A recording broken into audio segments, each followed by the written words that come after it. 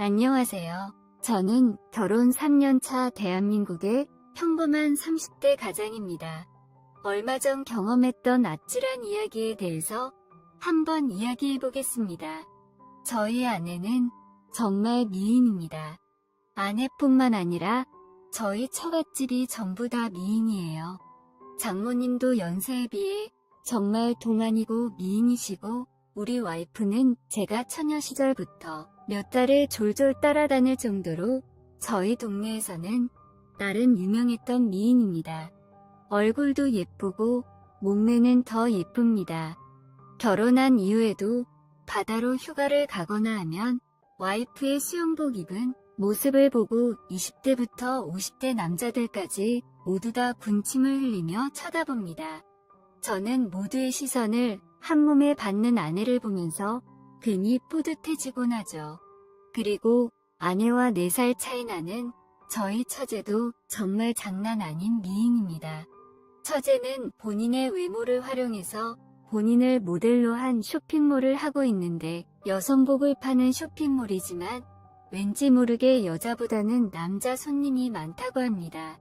외모도 예쁘고 능력 있는 처제라서 어딜 가든지 남자가 줄줄 따라다닙니다.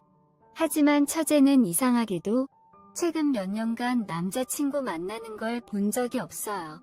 말로는 남자에 관심 없고 이러는 게 더 좋다고는 하지만, 한참 젊고 예쁜데 주변에 멋지고 잘생긴 남자가 한 트럭은 될 텐데 남자에 관심이 없다는 게 저는 이해가 가질 않더라고요.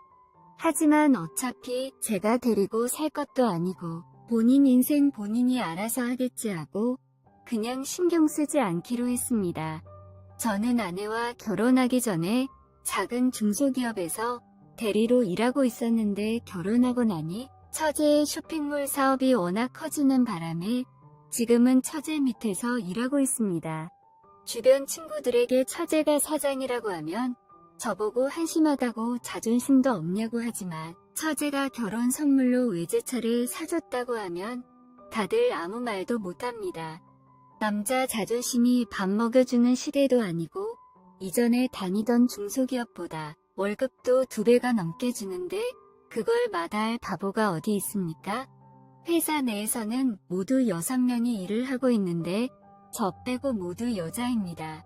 젊은 여성복을 판매하는 일이라 전부 20대 여자들인데, 패션 회사인 만큼 다들 스타일도 좋고 한미모하는 사람들이라 어떨 때는 제가 눈둘 곳이 없을 만큼 사내 분위기는 천국과도 같습니다. 오죽했으면 처제가 저를 자기 회사에 들여보내면서 절대로 한눈 팔고 바람 피면 안 된다고 신신당부를 할 정도였겠습니까? 하지만 아무리 다른 사람들이 예쁘다고 한들 저희 와이프의 미모에 비할 수 있는 사람은 아무도 없었기 때문에 저는 바람 근처도 가지 않고 지금까지 잘 버티고 있었어요.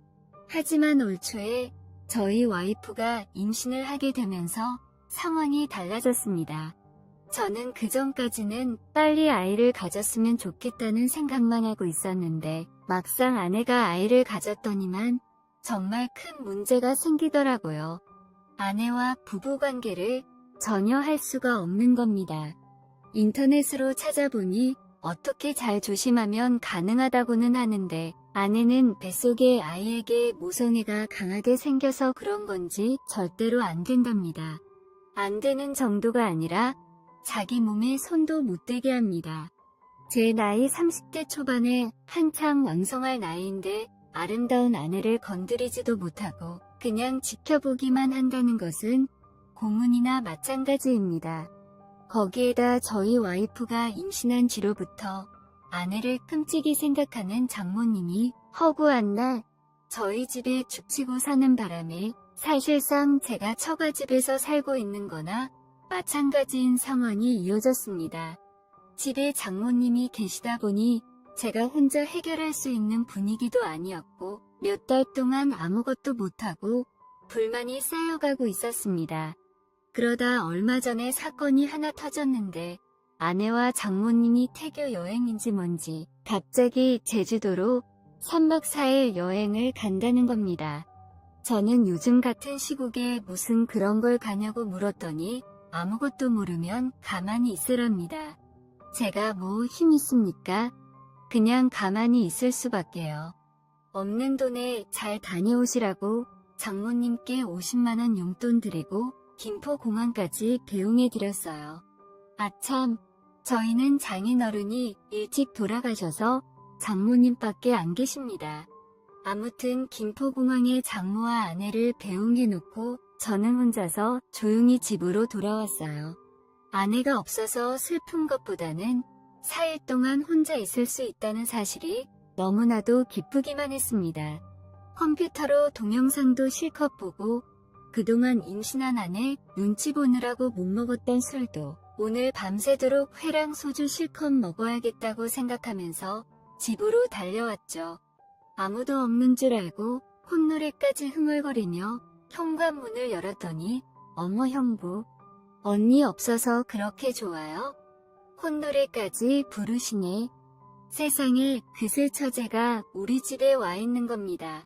아내랑 장모는 제주도 갔는데 대체 이게 무슨 일인가 싶었더니 제 와이프가 제가 딴짓하지 못하게 감시하라고 4일 동안 처제 보고 우리 집에서 제 밥 챙겨주면서 지켜보고 있으라고 했답니다. 진짜 해도 너무하다 싶었어요. 제가 바람을 피울 것도 아니고 그저 혼자서 즐거운 시간 좀 보내고 싶었던 것인데 자기 놀러가는 순간까지도 나를 관리하려고 하다니. 정말 다행인 건 처제도 술을 좋아했기 때문에 아내 없는 동안 집에서 술 먹는 건 허용을 해주더군요. 당장 그날 저녁에 배달 음식 시켜놓고 마트에서 소주 사다가 처제와 바로 한잔했습니다. 아니 처제, 정말 해도 너무하는 거 아니야? 저는 아내에 대한 불만을 처제에게 쏟아냈고 처제는 제 투덜거림을 들으면서 생글생글 웃더라고요. 형부, 나처럼 예쁜 여자랑 같이 지낼 수 있어서 좋은 거 아니에요? 다른 남자들은 나랑 밥 한 번 먹겠다고 줄을 서는데 진짜 형부는 복 받은 줄 알아야 해요. 사실 그게 어느 정도는 맞는 말이죠. 처제가 진짜 예쁘고 인기 많은 건 사실이니까요. 제가 형부만 아니라면 저 같은 사람과 처제가 같이 마주 앉아서 밥 먹고 술 먹는 게 어디 가당키나 한 일이겠습니까? 둘이서 신나게 한 잔, 두 잔 술을 마시고 있다 보니 시간도 흐르고 어느새 둘이서 5병을 마셨더라고요. 평소 같으면 이 정도 마셔도 끄떡없었는데 아내 때문에 몇 달 동안 술을 못 먹다 보니 그때 이미 저는 거의 만취 상태였습니다. 처제는 아직 한참이라 혼자서 더 마신다고 해서 그대로 거실에 두고 저는 혼자서 안방에 들어가서 침대에 쓰러지듯 누웠어요. 얼마나 많이 취했는지 눕자마자 그대로 잠이 들었습니다. 한참 자다 새벽에 일어났는데 목이 너무 말라 거실로 나갔더니 처제가 그대로 식탁에 앉아서 술을 마시다가 그대로 엎드려 자고 있었습니다. 짧은 티셔츠에 손바닥만한 반바지를 입고 있어서 정말 그대로 다 들여다 보일 정도였기 때문에 눈을 둘 곳을 못 찾겠더라고요. 일단 그대로 놔뒀다가는 감기에 걸릴 것 같아서 처제를 흔들어 깨웠습니다. 처제, 일어나봐. 여기서 자면 감기 걸려. 혼자서 몇 병을 더 마셨는지 제가 아무리 흔들어도 일어날 생각을 하질 않더군요. 결국 어쩔 수 없이 그대로 처제를 부축해서 일으켜 세웠습니다. 처제가 제 아내보다 키도 좀 크고 볼륨이 더 좋다 보니 조금 더 무거운 듯 했어요.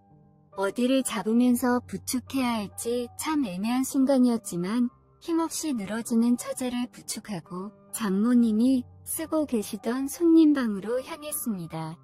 침대 위에 처제를 눕히는데 갑자기 처제가 잠꼬대를 하는지 저를 끌어당기더라고요. 순간 처제의 바디워시 냄새와 술 냄새가 섞여서 좋은 향기가 제 코 속으로 훅 들어왔고 정신을 차릴 수가 없더라고요. 정말 처제만 아니라면 그 순간 이성을 놓아버렸을지도 모릅니다. 하지만 아내와 장모님의 얼굴을 떠올리면서 저는 필사적으로 참았어요. 이건 말도 안 되는 거잖아요.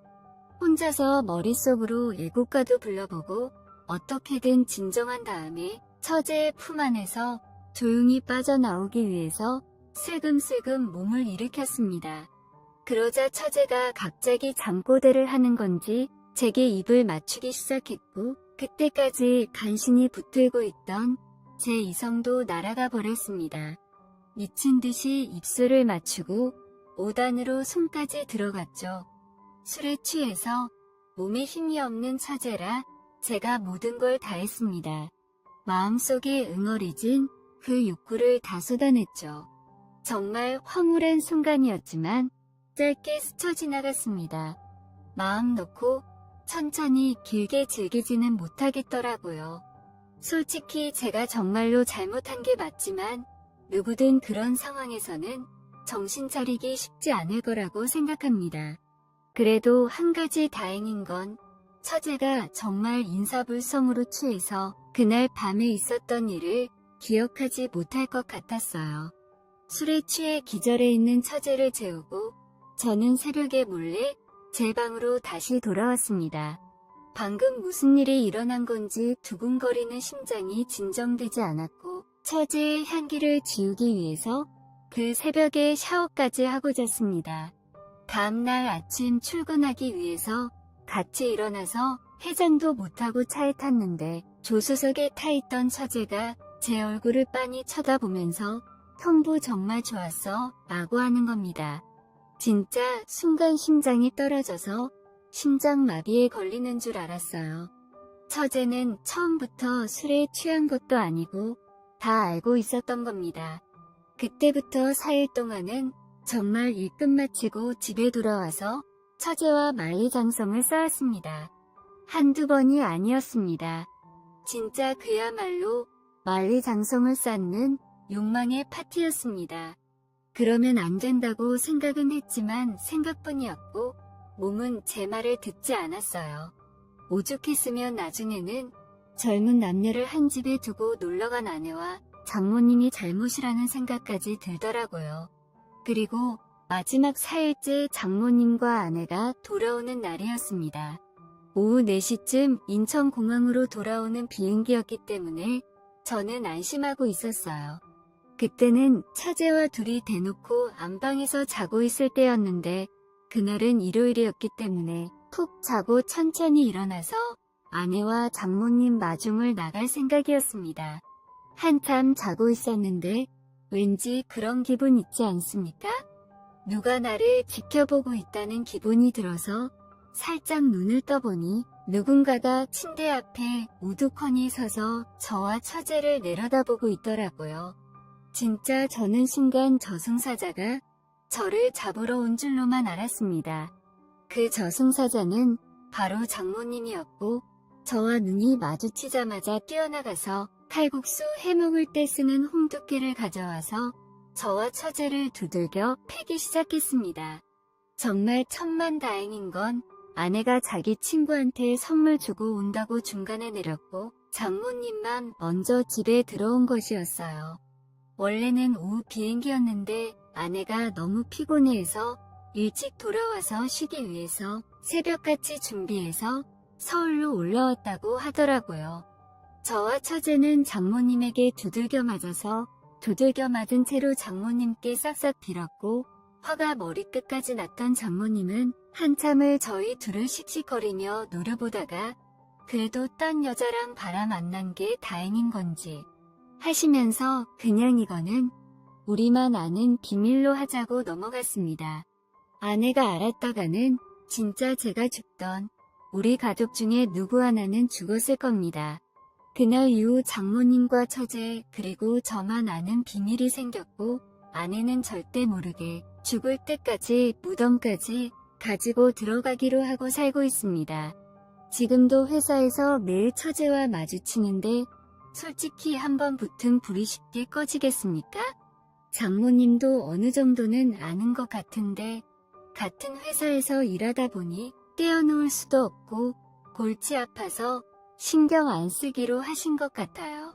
다행히 아내는 절대로 모르고 있으니 다행이다 싶기도 하고 요즘 만삭이기 때문에 한참 예민해서 집에 들어가면 잘해주고 있습니다. 오히려 처제와 이런 일이 생겨서 그런 건지 몰라도 아내한테도 더 잘하게 되더라고요. 약간 미안한 마음도 들지만 애초에 아내가 만든 상황이라서 어쩌겠습니까? 미안한 만큼 더 잘해주고 처제 말고는 다른 여자에게 눈길도 주지 않을 겁니다. 그리고 무엇보다 저의 기술에 처제가 너무 만족하고 있다는 걸 느끼고 있습니다. 저를 인정해주는 사람에게 저도 더 열심히 하게 되더라고요.